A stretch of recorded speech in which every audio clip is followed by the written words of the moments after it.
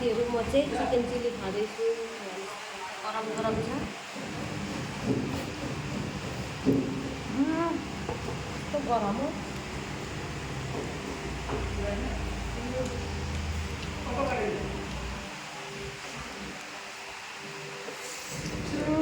गरम छ। Fry rice